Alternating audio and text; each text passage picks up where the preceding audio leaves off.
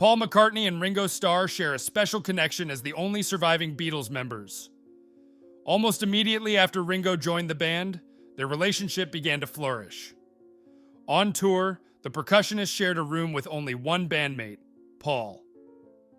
Even before then, Macca knew Ringo was the appropriate drummer for the Beatles when he sat in with the group. They've been companions for over 60 years, so it's not surprising that Paul wrote a song for Ringo's ex-wife after she passed away. Paul explained why he didn't mention her name in the song, which is a moving ballad. Ringo and Maureen Cox began dating in 1962, around the time he joined the Beatles. They married in 1965 and subsequently resided as simple individuals in their mansion. Ringo and Mo, as her husband and acquaintances affectionately called her, had 3 children together.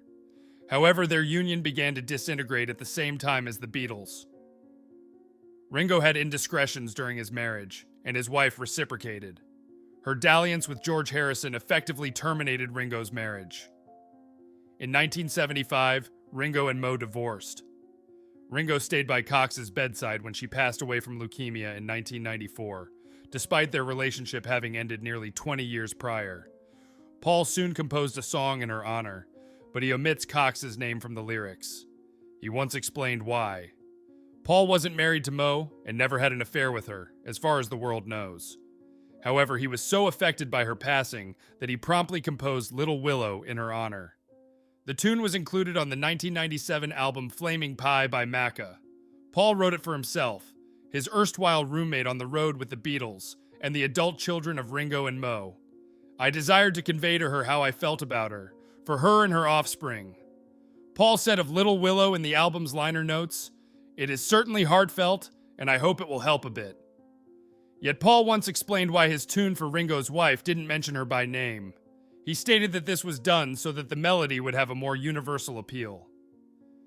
I was deeply affected by Maureen's passing, and I recall going into a room and putting my feelings into that composition. However, instead of Maureen, it was dubbed Little Willow. I always prefer to conjure up a story, a tale, or a piece of imagination in order to express my emotions in a manner that is not quite as raw. Paul's delicate ballad reflects his emotional state while composing the song, but the sentiments are universal. If he had titled the song Mo's Song, or Missing Maureen, it would have been highly relevant to his circumstances. As Paul stated, transforming a real-life event into a story provides a degree of separation that makes the composition more accessible to a wider audience. After nearly a decade of producing music and history together, the Beatles parted on less than ideal terms. Their shared past ensured that each of them maintained close relationships with the others. That includes Paul and Ringo. They occasionally argue like brothers, but remain close. Ringo was once thrown out of Paul's home when he attempted to deliver a letter from the other 3 Beatles. Yet that moment of conflict didn't impair their relationship.